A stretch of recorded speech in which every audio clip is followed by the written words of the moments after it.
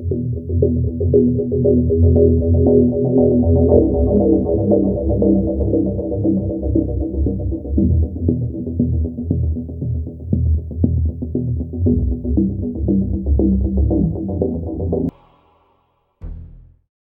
house stood as most houses did in the suburbs. Tall, peaceful, bountiful. The neighborhood in which this house stood was just as much so. It seemed like in a neighborhood like this, nothing exciting would surely happen. But hey, this was a new world. A Jurassic world. Ever since the escape of Isla Nublar survivors 3 years prior, the global ecosystem had taken a new form. The ancient creatures which had roamed this world millions of years prior to us had been given a second chance at life. While some humans may not have been fully on board with this action, there were many who found it as a way of truly preserving their species. There were those who could remember one fateful news story, in which one of these animals was accidentally released into the streets of San Diego, causing a wide variety of mayhem. These creatures require our absence to survive, not our help.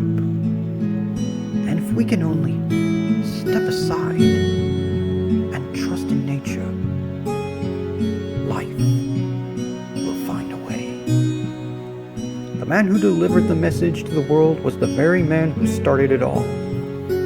John Hammond started out as the kind of man who had a soft spot for these remarkable animals. He founded InGen in 1975 as a means of making his dream a reality. His fascination with dinosaurs was something that many of his colleagues scoffed at. But there were some who believed that the process was all a matter of knowing what to do and how to do it. Because of the efforts of these people, the dreams that were held in Hammond's highest regard were now not only a dream realized, but the shape of the new world. Even though Hammond was now long since deceased, InGen still lived on in the DPG, a corporation that stood for Dinosaur Protection Group that was founded after the fall of Jurassic World to preserve the future of the dinosaurs after Isla Nublar's destruction. And now in this new world, their efforts were now put to the test. In other news, the woman on the news report said, as the report showed everything she was narrating, another major traffic issue has been caused by a herd of Apatosaurus trying to cross. Only a few minor injuries were sustained in the crash for both humans and the dinosaurs. In addition, I'm just getting a report of a bull Pentaceratops taking up residence in a farmer's cattle field. More on the story as it develops.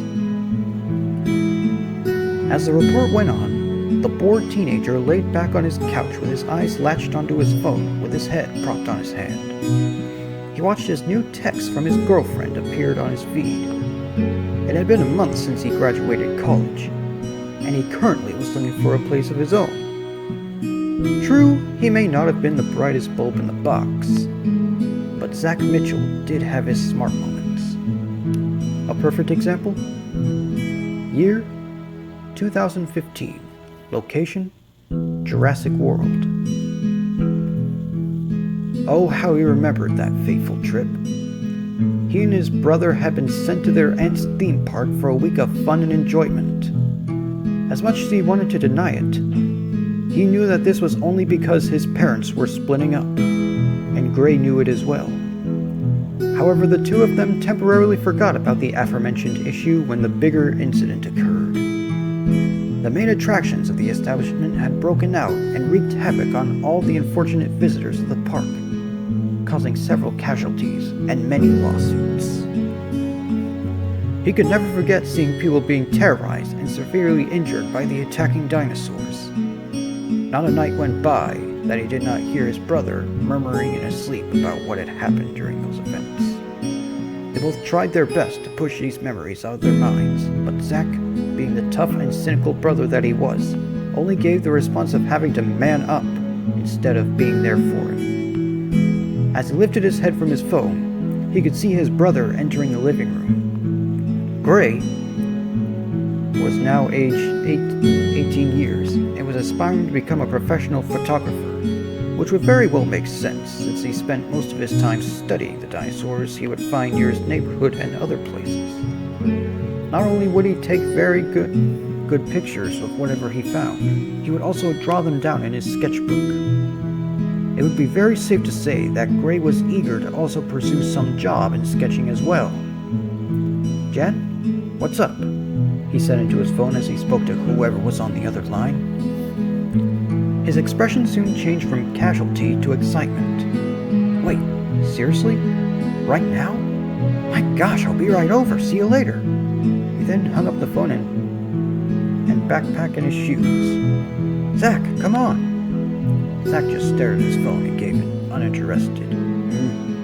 "Come on, man. Jen says they moved. It's about to happen," Gray answered eagerly. "Get your stuff. Let's go." Later, the two brothers had left their neighborhood and made their way down near the beach, near the edge of the city. The sand was white and soft as the two crossed under the wire fencing.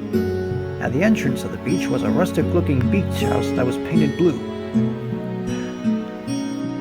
"I can't see why you're so excited about all this," Zach said in his normal bored tone of voice. "A couple dinosaurs aren't exactly the most fascinating things in the world anymore." "First off, stop calling them dinosauruses," Gray said as a matter of factly. "I already told you they're called Maiasaurs. Secondly, I want to catch this moment before it's over." Near a large grassy sand dune, a girl with brown hair who appeared to be about Gray's age appeared and quickly motioned for them to come over. Once the brothers were over to her, she led them up the dune and hid behind the grass. She then held a pair of binoculars up to her eyes, watching over the grass. "You said you saw movement?" Gray asked her. "Started with 3, the girl stated as she looked through the binoculars, then 2 more from the side." "How many would you say there are?" "At least a dozen," she answered before glancing at Zach. "Surprised your brother wanted to come." "No one on to play Fortnite?" Zach scoffed at her. "Funny. Just jumped at the thought of seeing this. What is this again?" "Hatching," Gray slightly groaned. "Me and Jan have been watching them for 3 months. The mom's been near the nest non-stop. It only proves that scientists are right to call it good mother lizard. Jan's been keeping up with it."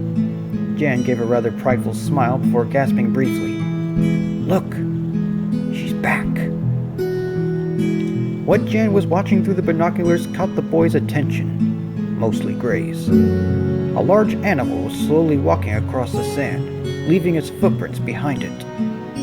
The dinosaur stood at least 3 meters high, walking on 4 legs that sported 3 normal toes and 1 sharpened one on the side.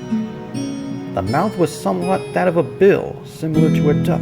Its skin was brown with white stripes painted down its back.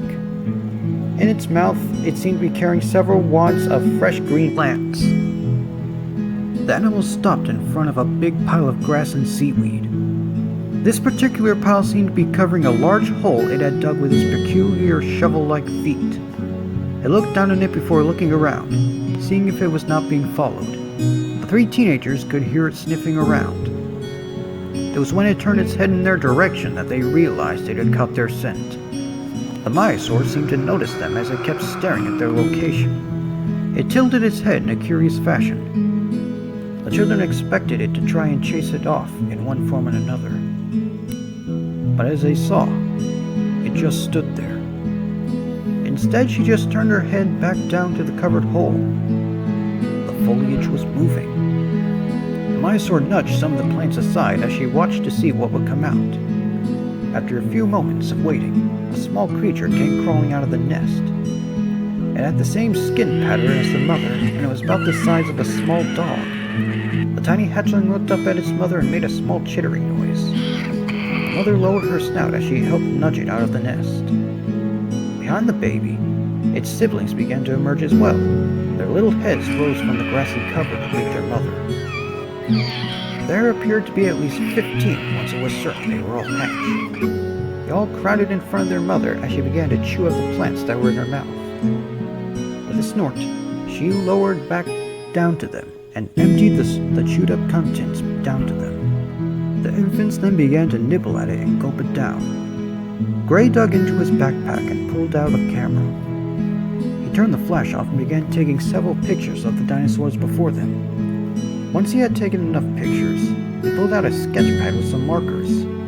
Once he opened it and found an empty page, he began to get started on his latest drawing. Jan kept watching through her binoculars. Wow, she's feeding them just like birds feed their chicks. She's sure going to have her claws full. Zach, however, was looking down at his phone the whole time, as per usual, clearly uninterested in the event taking place. All he seemed interested in was the latest feed on Instagram. But neither Gray or Jan paid his aloofness any mind. All they wanted to do was continue their studies on this remarkable sight before them. Little did they know that they would have a lot more sights to see, as their lives would take an unexpected turn.